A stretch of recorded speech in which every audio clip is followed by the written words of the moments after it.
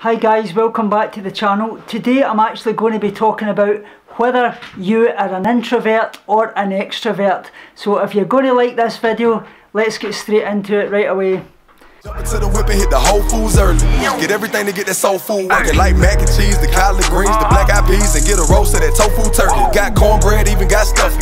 Mashed potatoes so good, put your hand in it. String beans, and you know we got yams with it. Got cabbage and greens with no ham in it. You can fill your plate up without. So, talking about introvert and extrovert. An introvert is a type of person where they can use their natural resources and everything around them, and basically they can take into the depths of themselves and use all the things that their resources, their natural resources, to keep themselves occupied and such likes.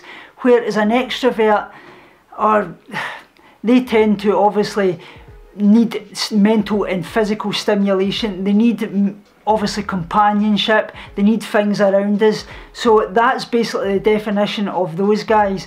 So when you think about it, this actually brought about, I actually watched this new programme called In Solitary. It's basically this new Channel 5 programme where they actually have 3 contestants and they actually put them in these contained pods. Basically it's a term of solitary confinement.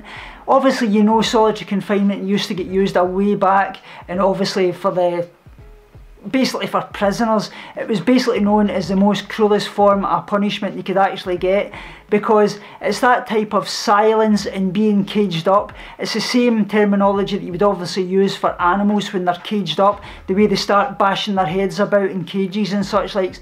It basically can send you absolutely crazy. And this is what they did, and they were actually locked in these pods for 5 days. So this got me thinking about actually what I was if I was an introvert and an extrovert, because they actually say that when you look back in things, we've got nothing but computers nowadays and social media and such likes. We waste so much of our time actually devoted to that, because if you look at it, a way back when I was growing up in the 1990s as a 10-year-old right through to my teenage years, we didn't have computers, we didn't have mobile phones. Mobile phones only started to come out in roughly 1995-96, and even then they were like big massive bricks. So we had to obviously use our imagination and creativity to obviously keep ourselves mentally and stimulated and occupied.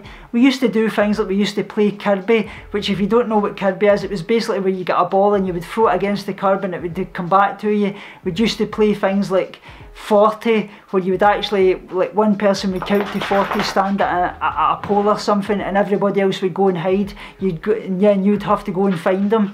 We also used to make things like dens out of old sofas and curtains and such likes.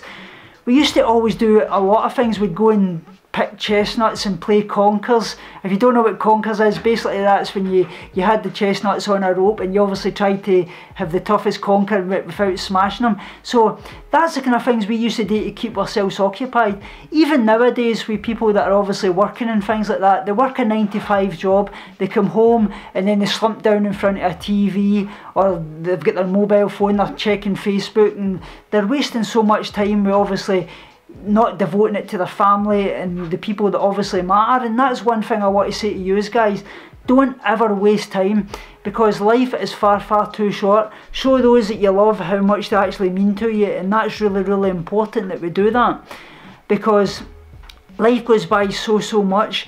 Even reading books and such like, so that's a great thing if you can do that. Let's say you get so much, you learn so much about the world, things that you can obviously adapt to your life, obviously learn so much more. There's so much out there that you can do. People always say they're bored. Let's say there's always something you can learn in life, whether that be fashion, whether it be criminology and law, whether it be animal rights, whether it be 3D animation, art, anything. There's books out there you can learn so much about. There's obviously groups you can go to, socialising with people, but it's important to understand that you've got to be able to be on your own as well, because I think I'm bordering a bit on both, because I can get times where I can sit and be totally happy on my own, but I always need something around about me, whether that be reading books, whether that be my artwork, whether that be on social media, which I do quite a bit unfortunately, and I'm trying to cut that back because I want to adopt more time to spend special time with my wife, and that's really, really important, that, guys. So I'm going to talk a lot about personality traits of obviously extroverts. Let's see, if you're obviously, do you love meeting new people? Does a big social event leave you feeling energised and renewed? If you can answer to these questions, then the possibility is you might actually just be an extrovert.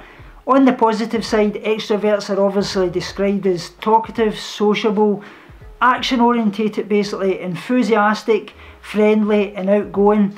On the negative side, they're obviously sometimes described as attention seeking, easily distracted and unable to spend time alone.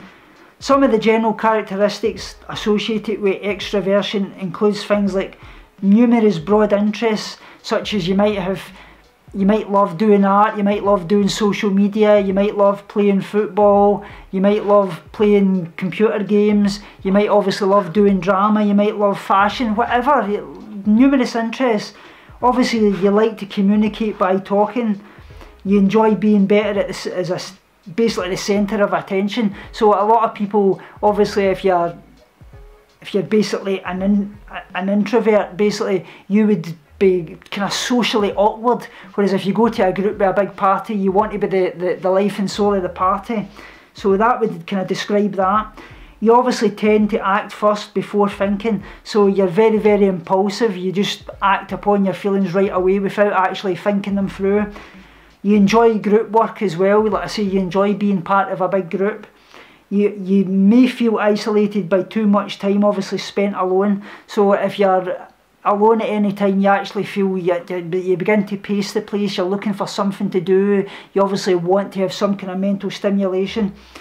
You obviously may look to others and outside sources for ideas and inspiration, so you may be throwing out to people, what can I do, where can I go, is there anything going on here, are any of yous going out, can yous meet up and such likes. You obviously like to talk about thoughts and feelings as well, so you like to put yourself out there, whereas an introvert will be quite withdrawn and obviously want to bottle that all up. Let's say you think you might be an extrovert, let's say as well, if you actually, let's say you need to, you obviously, if you're an extrovert at all, you'll obviously want to actually be talkative and you love to talk. Let's say you don't just enjoy talking to friends and family members and co-workers, you obviously love to strike up conversations with total strangers. You obviously love to meet up with new people and learn about their lives. Unlike introverts who obviously tend to think before they speak, extroverts tend to speak as a way to explore and organise their thoughts and ideas. Extroverts obviously tend to have a wide circle of friends, since you're good at obviously meeting up with new people and striking up conversations and genuinely enjoy the company of others. It's probably no surprise that making friends obviously comes easy to you. So socialising obviously helps you feel energised and inspired. You're inspired and obviously you spend some time with other people. Let's say extroverts tend to find such social interactions refreshing and actually gain energy from such exchanges. When extroverts have to spend a lot of time alone, they begin to feel uninspired and basically listless. So you may like to obviously solve problems by discussing them. When you're facing a problem, you prefer to discuss your issues and various options with others. Talking about it may help you explore the issue in depth and figure out which option obviously works best for you. After maybe having a difficult day at work or school, talking about it with your friends and family can help you feel more or less stressed out, whereas introverts on the other hand prefer to think about the problems and spend time alone, basically after a tiring day. People may obviously describe you as friendly and approachable, since people with this type of personality type love interaction with other people much more than others tend to find extroverts likeable and easy to approach. Even at a party, an extrovert you'll actually find will probably be the first one to walk up to new people and make introductions. It's for this very reason that extroverts typically find it easy to meet new people and make new friends. And obviously you may be very, very open and find it easy to get to know you as well, while introverts are sometimes perceived as kind of closed off and basically aloof. Extroverts are typically very, very open and willing to share their thoughts and feelings. Because of this, other people generally find while extroverts are easier to get to know. So I hope that kind of covers what extroverts are all about. But talking about introverts, let's say, it can be very, very difficult to admit to yourself that you may be an introvert. You may obviously think of people as being introverted. We obviously wrongly assume that these are people who don't like people. However, they actually really like people. I say introverts can be very, very warm, interested in others, and powerful in their own right. Yet that stigma may still attach to them. Being an introvert may lead people otherwise inclined to have these tendencies to obviously resist, if not denying within themselves as well. You may obviously enjoy time yourself. Let's say when you've obviously had the chance to take a break, you'd rather spend time reading, playing video games, or just listening to music. That basically quiet time, as I would put it, is important to sense of basically well-being. And even though there are plenty of other times that you may obviously enjoy social get-togethers as well, you may obviously find that your best thinking occurs when you're actually by yourself, and I find this very, very often. I'll start to think about things and I can throw out ideas to myself, whereas if I'm in a group of people and I don't get that kind of mental stimulation, I don't begin to think about things the way I would. I take up all the ideas and take stock in my life when I'm on my own, and I find that's when I really begin to problem solve and basically improve my life. You obviously may lead to be best when others are obviously self-starters. Despite the belief that obviously introverts are so quiet that they tend to step up and they play and run with things, under the right circumstances you can actually be best leaders of all. If the group is ready to obviously lead itself, then the introverted leader will obviously draw the most potential out of them. It's only when the group needs a spark, provided by its head, that the introverts may be able to understand and provide the necessary guidance. Then you'll be able to need a partner to obviously, with an extroverted, kind of basically yin to your yang, so you can throw ideas off each other. It's like the opposite. You obviously may find yourself that you're the last to raise your hand when someone asks for something from a group. So it's basically because you like to be you're like socially awkward, I would put it. You're probably more of an introvert than an extrovert if you've been able to sit back and let others take the centre stage, whereas the extrovert will obviously be wanting the centre of attention as well. You may find that other people may ask your opinion. Just as introverts are less likely to volunteer in public situations, they're obviously less likely to volunteer options or add advice in less public settings, where it's a family discussion around the kitchen table or a staff meeting to decide how new products are basically evolved as well. It might obviously suggest that your behaviour sends cues to others to the inner desire to focus your attention and thoughts inwardly as well. You obviously may wear headphones when you're in a public kind of situation as well. So it's basically to kind of close yourself off from the outside world. And you may obviously not engage with other people who seem angry or upset. So you're likely to try to avoid people who seem likely that they might be in a bad mood, if not an outright furious at something or someone else.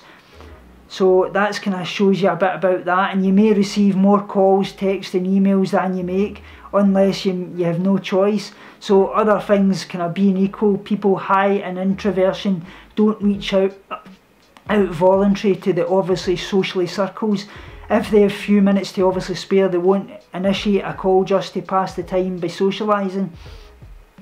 And you obviously don't imitate or initiate small talk with salespeople or others with whom you have casual contact. Like I say, it'll be nearly impossible for you to imagine yourself being like the kind of garrulous individual in front of the line in the supermarket who chats with others about the bad weather or speaking in phones, because you're basically pull yourself into yourself. You're socially awkward.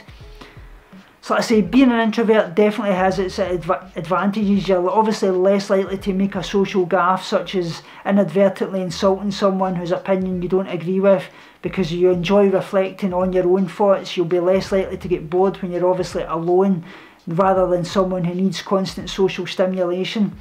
So I think I'm a bit bored on about the both, guys. Let me know what you think, because I do reach out in social media. Yeah, I can be introverted and pull myself in, and a bit of extroversion as well. Let's say life is so changed so much for ourselves, because there's so much around that we drag ourselves into. Like I say, social media and everything, and we find that we're bordering a bit in both. So let me know in the comments below. I hope yous like this video. Let me know what yous are, if yous think yous are bordering a bit on both. Are you an extrovert or are you an introvert? Remember, as always, if you can follow me on social media, I'm on Instagram and Twitter. Please follow my Patreon as well, because I've had a lot of troubles on my channel. I really would recommend that if you can support me on there, that would mean the world. Like I say, $1 a month would mean the world to me. It would help me keep supporting this channel. Remember, as always, binge on life, purge negativity and starve guilty feelings. And remember, as always as well, be kind to every kind. Tofu doesn't scream. Go vegan. Speak to you all soon.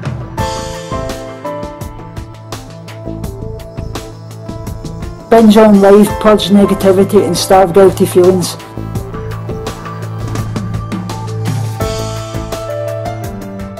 Speak to you all soon and love you so much.